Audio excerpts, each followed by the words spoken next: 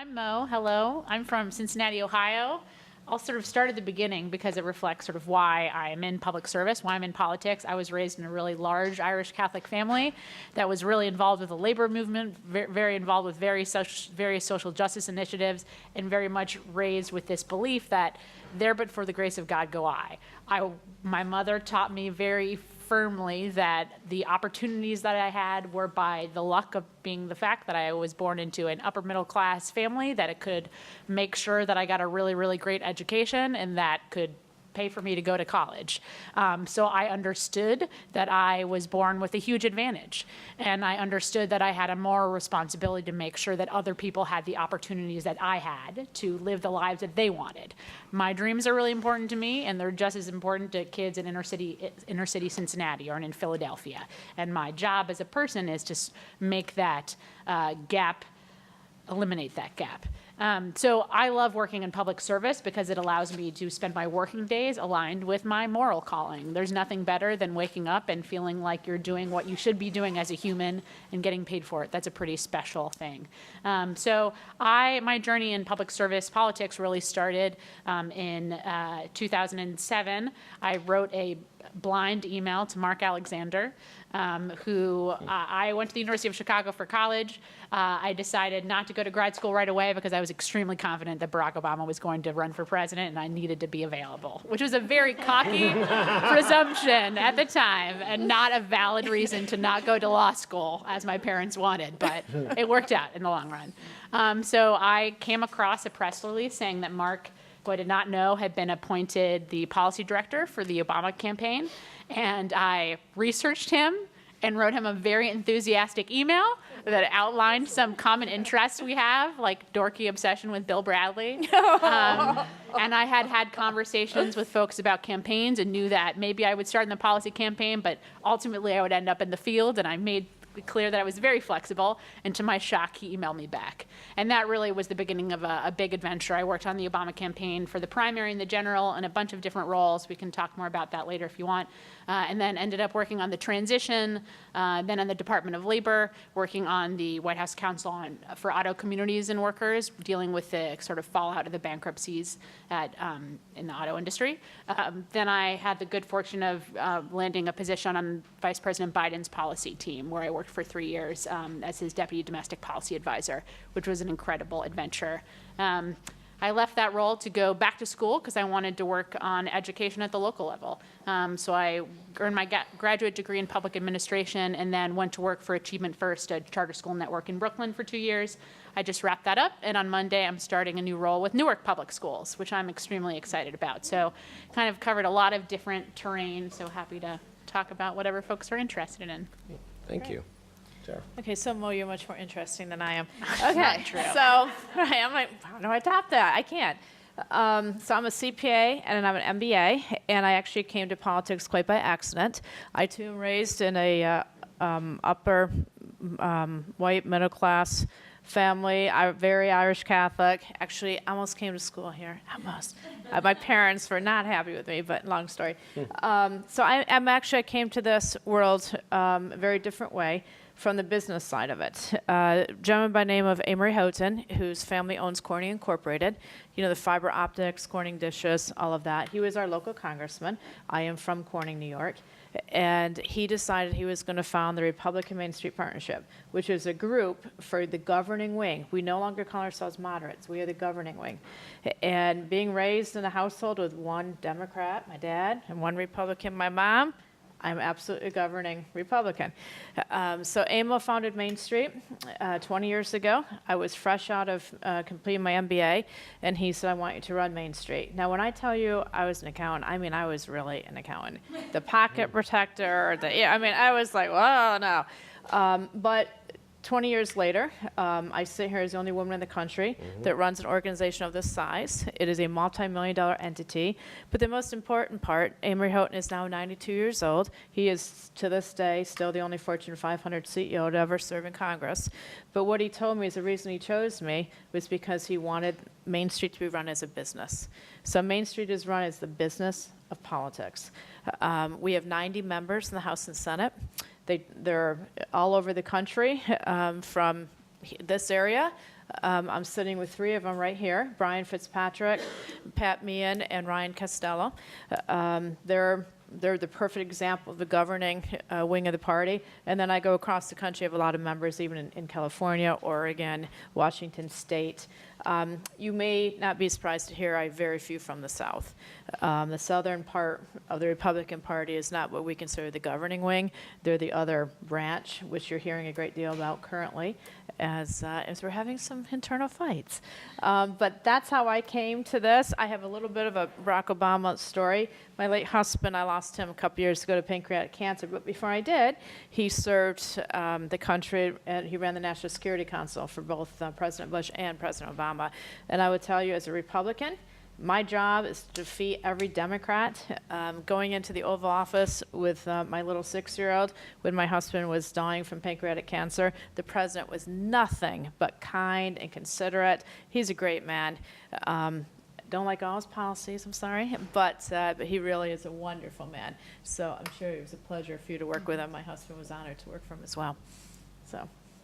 Excellent. So there's a little bit of background, and so the broad set of questions I want us to think about are what are the particular challenges and what are the particular opportunities for women in government and politics, and that's the broad question. But maybe specifically, as you are, the only woman running a major Republican organization.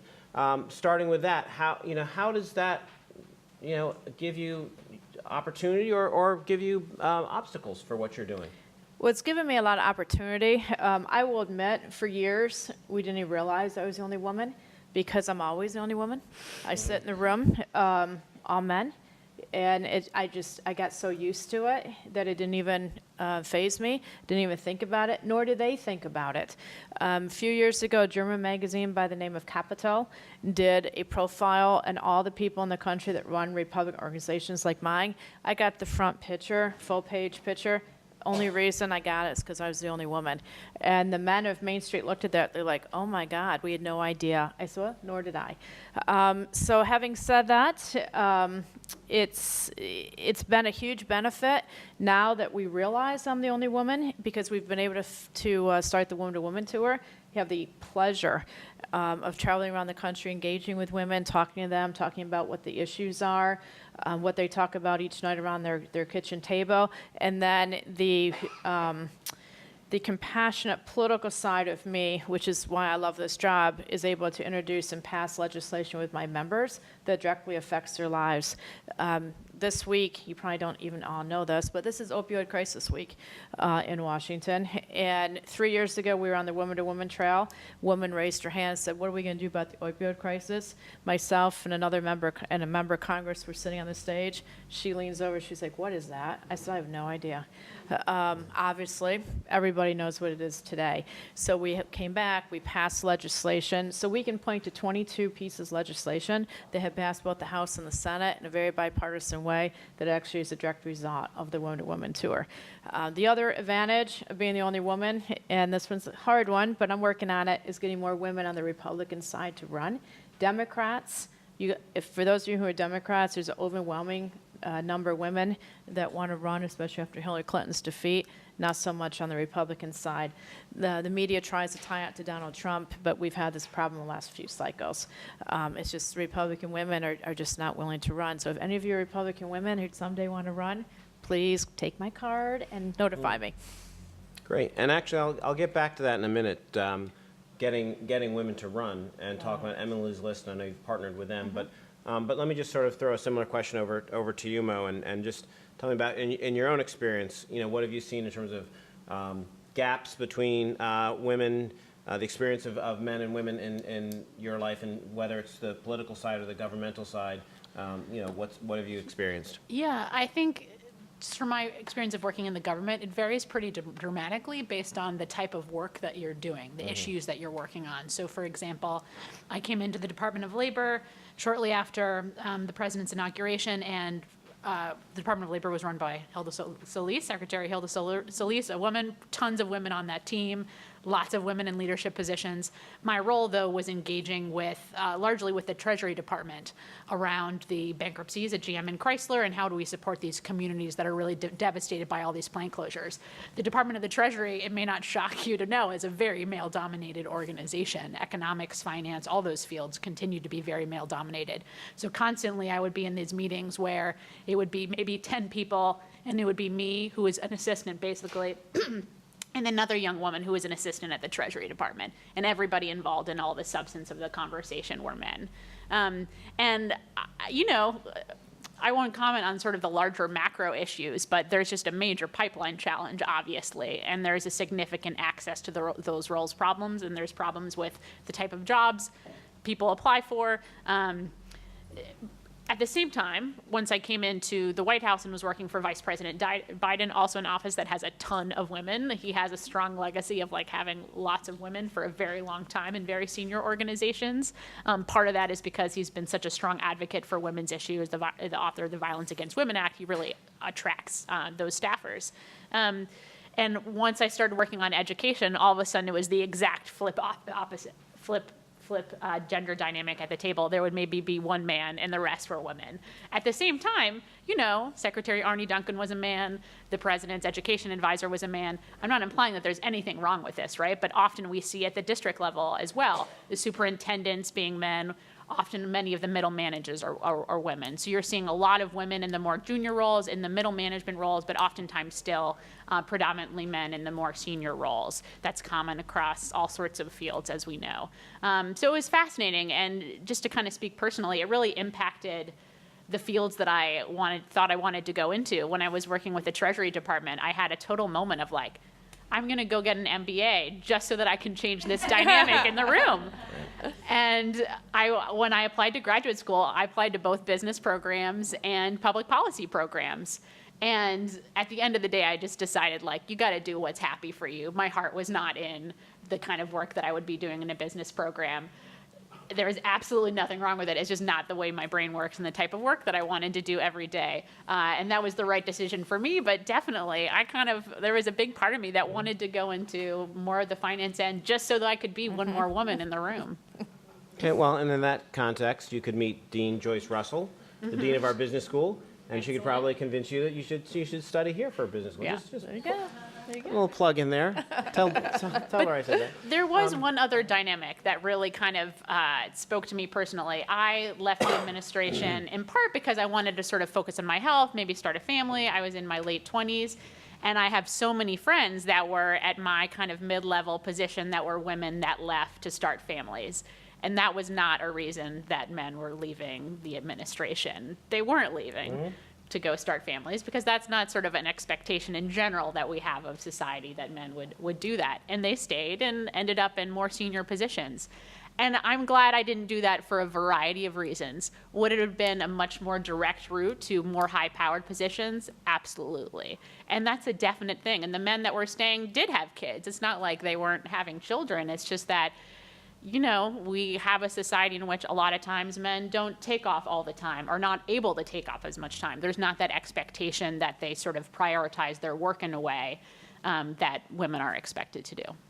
So the question to both of you, because you're both identifying ways in which there's, you're talking about fewer Republican women running for office, you're talking about fewer women in certain positions of power. How do you think that has an impact on our government and our governance?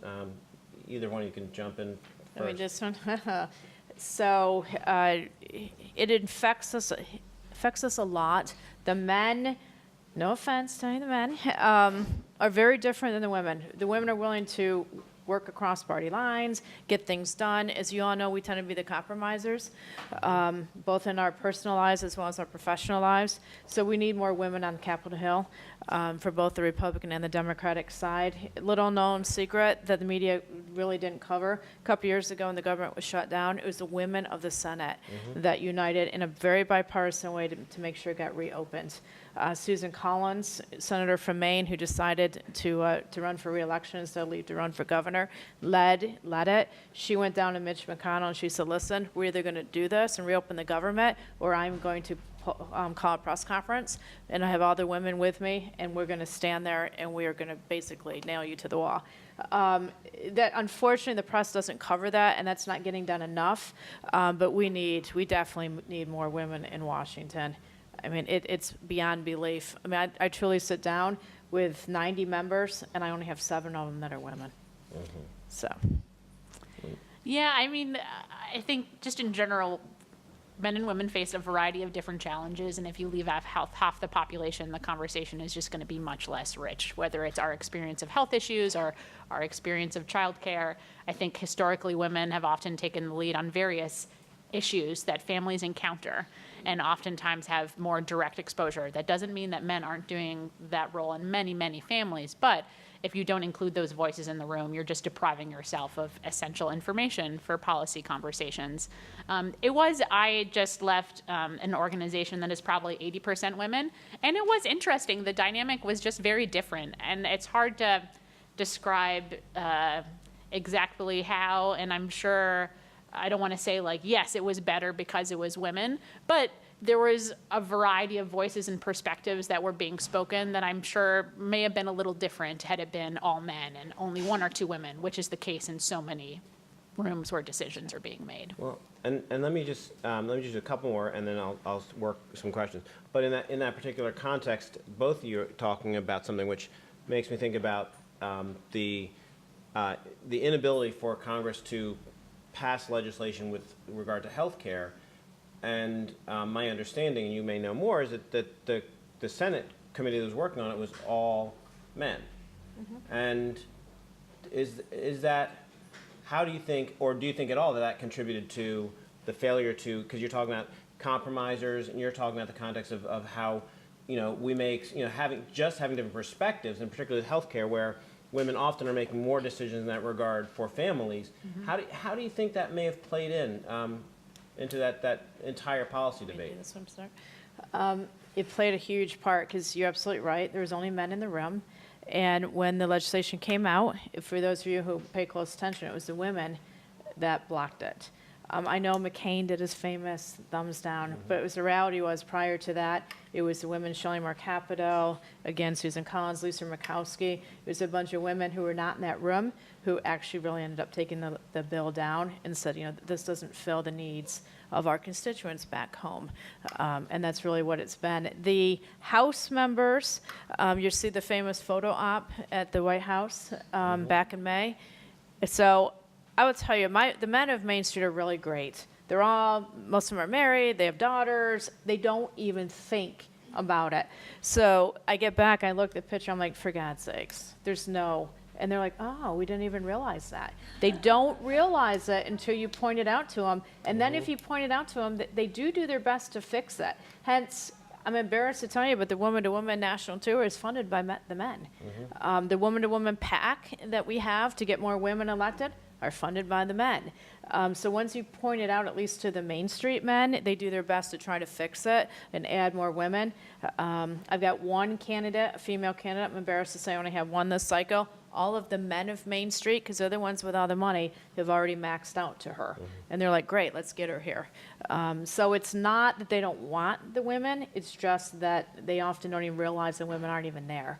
And at Main Street, of course, they're used to being run by a woman, so they're clearly not anti-female. Right. You want to jump into that? You had a question? And sorry, do us a favor and just introduce yourself and any affiliation you have with here or anything else. My name is Carla Scudery. I network here for my place of work. I didn't go here, but our senior executive did, so now I feel like I go here. Visa. It's great. I'm like, why didn't I get my MBA here? It's like an hour and 20 minutes. Still thinking about it. My question is, we constantly talk about how the places where there aren't enough women, but we tend to never have a conversation like you're at a place that was 80% women or the place where there's only one man. That never seems to come up. Like, are there men that talk about that? Like, hey, this Board of Education was all women. Don't you think we should get a couple men perspectives, or is that kind of just they don't realize it either? There's a big movement to recruit especially more African American men into the teaching force. In education, the fact that there's 80% women at so at the network level, which is kind of the district equivalent for charter schools, is a function of the fact that the teaching force is disproportionately women. And we know that especially African-American boys do better if they're in a classroom with an African-American male teacher. Like, there are studies that have shown that. And there's a big movement to recruit more men in the classroom, especially because of that. So absolutely, it's a dynamic that folks are aware of. And I often found myself being like, do we need to do some sort of reverse priority men hiring at our organization? Because my special services team, for example, was all women. And absolutely, I'm sure that we were missing some critical factors there. In education, I think it's very much a result of that teaching pipeline. Okay. There we go. I'm Fran Garvey, and I'm a parent, and I've got a few relatives that graduated from here as well. So I work for a platform that connects women who have a break in their resume with companies that are looking to increase their gender inclusion strategies and bring more women in middle and upper level management. So we deal an awful lot with flexibility and what the word flexibility really means, and it's not as if you really want a flex time job where it's 20 hours in, 20 hours off, but really trying to define what that means, and it might just mean something as simple as not feeling guilty to leave early one day to watch a soccer game, you know, something as simple as that. So my question to you is, had you had the opportunity to have some sort of flexibility, might you have stayed in instead of in some version of flexibility? And then I have a follow-up question. Okay. Yeah, for me, it was a little complicated because I had a kidney transplant last summer. And at the time that I left the administration, I had a feeling that that could be on the horizon. So it was going back to school was very much about needing to take some time off and focus on my health in addition to the family stuff. So it was a little more complicated. At Achievement First, where I just was, they are an extremely flexible organization, which was great when I had health issues, but it also meant that in general, if people don't have meetings that they need to come in for, this is not the teaching staff, obviously, this is district staff, they could work from home. And man, that made my life so much better, and I worked more hours per week when I was working at home than I did when I was in the office and didn't have to commute for over 2 hours every day. And I'm feeling the pain of that going into a more traditional district setting where that's not a thing, you know? So absolutely, it would have been more attractive. Well, I would tell you, so we talked about this issue out on the Woman to Woman tour, and when my husband was ill, I had the flexibility of Workforce Flex. Next week, our bill comes out. It's a very bipartisan bill, and we've worked with all of the HR reps across the country, Side for Human Resource Management, and we're very confident this bill is going to allow a great deal of flexibility in the workforce. So from the Republican side and the Women to Women tour, so that's new to me. Okay. I'm not sure I really know what that is or how I could access that. I'm hearing Sure, about I'll tell you the area. everything. It's very interesting. We're coming to you soon. So I find, as perhaps somebody that probably leans more on that side, it's tough. It's tough to speak out. It's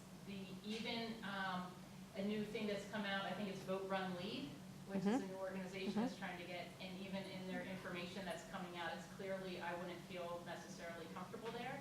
So how are women in either conservative or a middle of the road, maybe more bipartisan, you know, how are they going to feel comfortable in this realm, and what sort of other support mechanisms are out there or organizations? So we have worked very closely with Emily's List, believe it or not. Believe it or not, contrary to what you hear, not all Republicans and Democrats hate each other. We do actually get some things done together, and we are copying Emily's List. They're helping us because they feel also that it's important to have all women from both stripes in the House. And we now have a lot of we have a lot of help. We actually bring the women in and start getting them trained. It is very hard for a woman to run for Congress. Right. I bet you every one of you have assessed what I'm wearing, whether or not my makeup looks good, whether or not my hair looks good. We are the worst judges on each other. You probably have no idea what he's wearing. I mean, you probably haven't assessed. I mean, I'm sorry, but Mark has not been assessed. I bet you every one of you in this room has assessed both of us. And that's a problem, and that's what we do to each other. You'll see Sarah Huckabee, she now wears fake eyelashes. It was the females in the country that criticized her and thought she looked dumpy, so now they've changed her look a little bit. do we really care? It's more important what comes out of her mouth. We won't go there, but the reality is we are toughest on each other. And until we realize that we have to stop doing that, we bring them in, we teach them hair, makeup, clothes, not expensive. She Should Run is doing that. Main Street itself doesn't do it. She does it. But I do the section, teach them how to fundraise.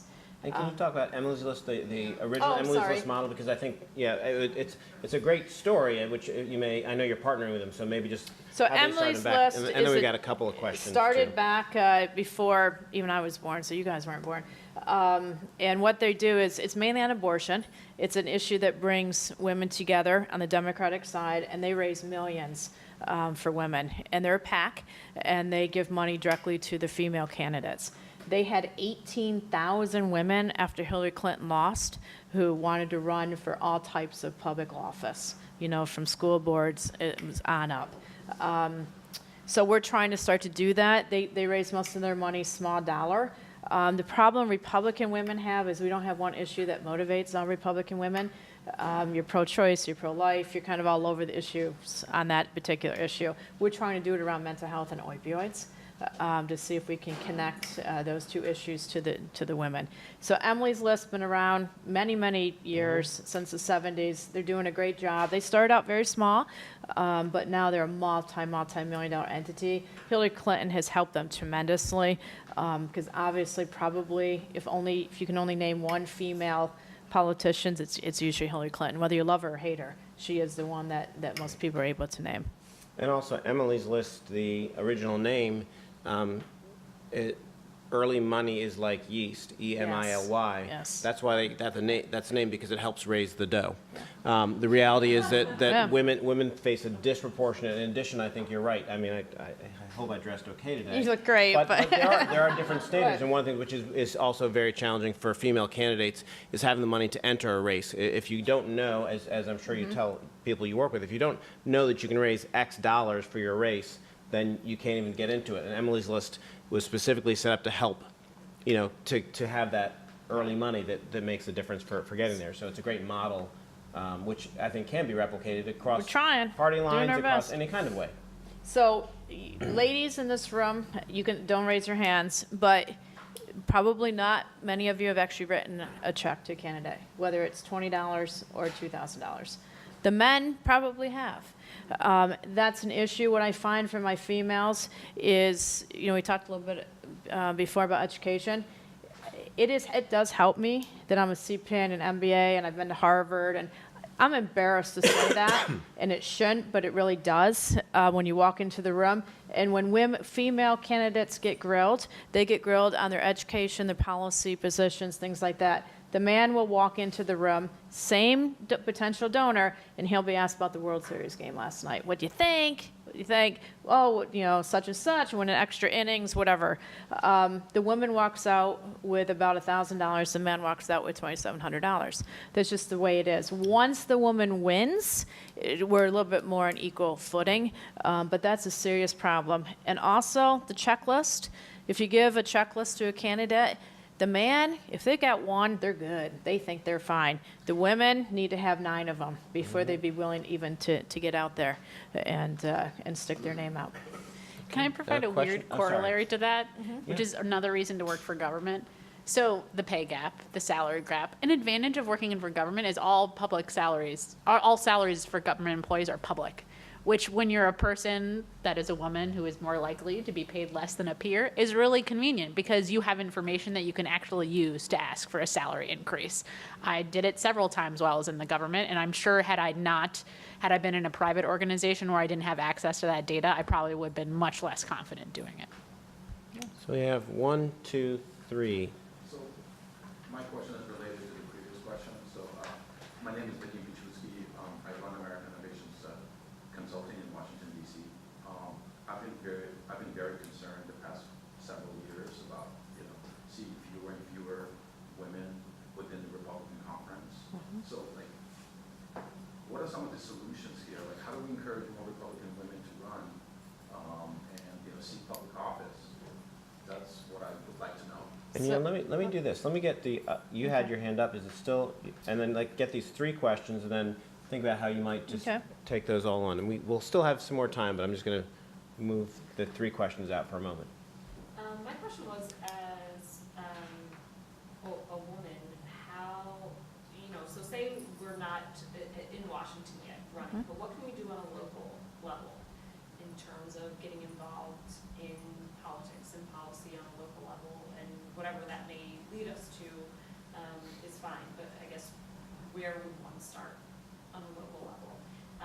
And also on the finance front, where would you suggest, a female donor, whether Republican or Democrat, to begin as a donor, so that we're not kind of outnumbered literally by male donors? And will you just introduce yourself for us? Jessica DeLisi, and I went to Villanova as an undergrad and grad student. Great. And I'm Angela Brosnan. I'm a child advocate attorney at the Defender Association of Philadelphia. 2014 graduate of the law school, so we just missed each other, unfortunately. My question is, I've read a lot and heard a lot lately about failure tolerance or inoculation to failure that young men and women seem to have, but women are adversely affected by this fear of failing and appear to be less risk takers. Obviously, both of you have very high stakes careers.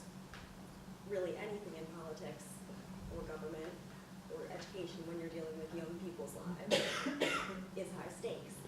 Do you think that, have you seen that there's a difference between men and women in that area, in their tolerance for failure and in their risk-taking, experiences? You want to go first?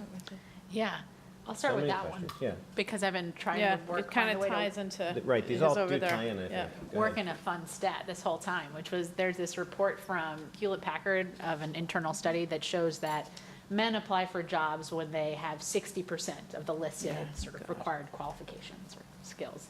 And women apply for jobs only when they have 100% of those skills. And some of it is the fear of failure. You could say some of it is overconfidence on the male side, but that's a real thing. Yes. And even recently, I was having this conversation with a mentor where I was like, but I don't have all those skills. It's like, that is the dream list for the job. Nobody is going to have all of those skills. And I think as women, we have to just sort of like know that and understand that that's how it works, that nobody has all the skills for a job if that we're applying for it. And that also that comes up in like conversation too. I've been in dynamics where, and often, I think this was more common in classrooms than it is now, where boys were much more comfortable speaking than women were. And oftentimes, I personally think it's that like, I feel sometimes that I need to know all of the answer to a question in order to say something. When really, it's more important to say what you do know and then be clear about what you don't. And salary negotiation, when you were talking about that. Yeah. And I apologize for my voice. Yeah. Going in and out. But, I mean, I think that's something that women just don't do as much. You go Yeah. in there with stats about, look what my male counterparts are making, and then look at what I'm making. Yeah. And look at what an asset I am. I think that's something that. And it's because the men are asking for raises. And I think I got a lot of confidence just when I realized that like the other half of the population is doing this.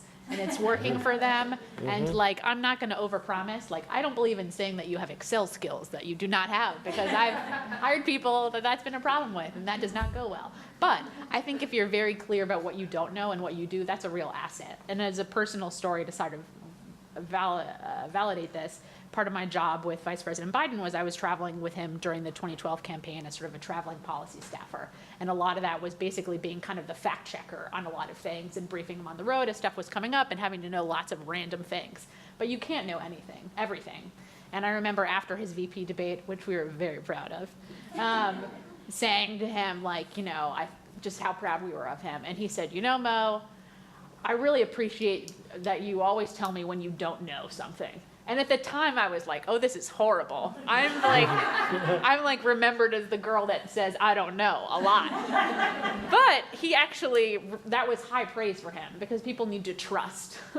They're staffers. They can't know everything. They need to trust in what you're saying. So when you say you don't know something, that's actually a powerful endorsement. But it means that you do need to say what you know. And sometimes you do know, and we don't give ourselves enough credit for that. And we just need to know that the other half of the population is doing it. So sally forth. And So the females, a lot of that's right, we lack confidence. I'm struggling to get Republican women to run because they really do think they've got to have 9 or 10 of the criteria to make it. They're afraid to fundraise. And for those of you who are Republicans in this room, the House of Representatives is about to be at World War II levels for women representing it. Now, some of them are going up and out.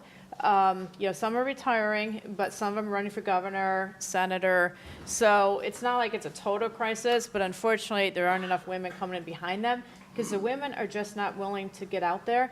Not only do they tend to lack the confidence, but they also, this is a nasty environment. I mean, every day, it's nasty and nastier and nastier. And a lot of women don't want to go through that. They just don't want to be exposed to that. So that's another issue found women. And also, those of you who are women who are raising daughters, I'm raising a daughter. We came out of the House of Presidents down in Disney World. My daughter looks at me, she's little, 6. She's like, there's no women. And her girlfriend said, well, women aren't allowed to be.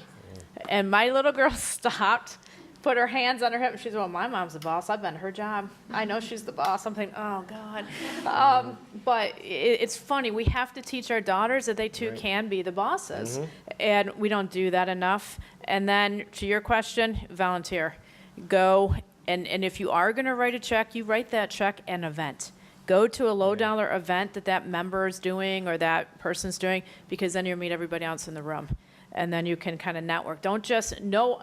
Okay, the members of Congress will kill me. Don't tell them I said this, especially the 3 that live right around here that some of you may live in their districts. Go to their events. Don't just mail a check or go online, because then you meet everybody else at those events, and it's great networking opportunity. And a lot of them do have a low-dollar event. It's not just the $2,700 people. And there's great issue-based organizing work going on right now. If you're passionate about gun violence, there's amazing local organizing happening around that. There's a national organization called the Industrial Areas Foundation that does a ton of local organizing. There's tons of stuff going on. And if you are interested down the road and maybe getting in politics, having that type of exposure and just having volunteered is amazing experience. It really is. So the clock says we're supposed to stop, and I don't know if we're getting kicked out, but I'll just ask like one ending question and talk to people afterwards as much as you want. But just give us closing advice, particularly for young women who want to get involved in politics and government. I thought that was great. A quick tip about going to fundraisers. Give us 2 tips to wrap up on. I have never successfully applied for a listed job. I realized this today. Every job has been because I proactively emailed someone or just had lots of informational conversations with people until we figured out what an opportunity might be. Or I found cohort experiences. There's tons of these in education. The Broad Residency is a program that places people in education management jobs. I'm sure there are similar sort of opportunities in other functions, but really understanding that you have to have a lot of informal conversations. And if you're relying just on waiting for that perfect job to be posted, that's not enough. You really just have to be comfortable with reaching out, even if you don't know someone or know what you want to ask them. Having that informal conversation about what you're interested in and that you're in general looking for a job is very critical. But it's the most amazing, rewarding work. It's really, I feel extraordinarily lucky to be in this sector. And, it's a lot easier to throw rocks from the outside than it is to be really in the thick of it and trying to fix it. And that's such rewarding, important work, and we need more women doing it. So this is the only job I've ever had. I don't even have a resume. I've never had a resume. So this is the only job I'm ever going to have. So I'm not good at that part, but I tell women, just do it. Go get to know your local member of Congress. I was talking to one of the members from here in Pennsylvania 8 on the train, not today, but when I was going to New York, had a person sitting next to me who happened to live in his district. And I said, do you know him? Oh, no, he's the congressman. I'm like, well, he works for you. You voted for him. He works for you. Like, go and see him. I mean, and for some reason, when they get that dumb little pin, you all think that they're not humans anymore. I'm telling you, they are. And they really want to interact with all of you. So for the females who want to run and get involved, go and meet the people who are already involved and already elected officials, because they really are no different than any of us. And that's really key. Do not put them on a pedestal. Trust me, because if you knew the stories I knew, that's my job security. Someday I'm going to write a book. So they're like, oh, you're not really. And it's not scandalous. I mean, you see some stuff. I mean, most of my guys, there's never any scandal. They're kind of boring with families, but they do a lot of funny things. But really get to know them. I was shocked. And I told Brian, it's Brian Fitzpatrick, if any of you know in his district, I said, actually, stop by somebody who's afraid to go and meet you. And he laughed. I'm like, it's ridiculous. Go and do that. Have the confidence to go and do that. Wow, excellent. So many thanks to Sarah Chamberlain and Mo Tracey-Mooney, and let's continue the conversation.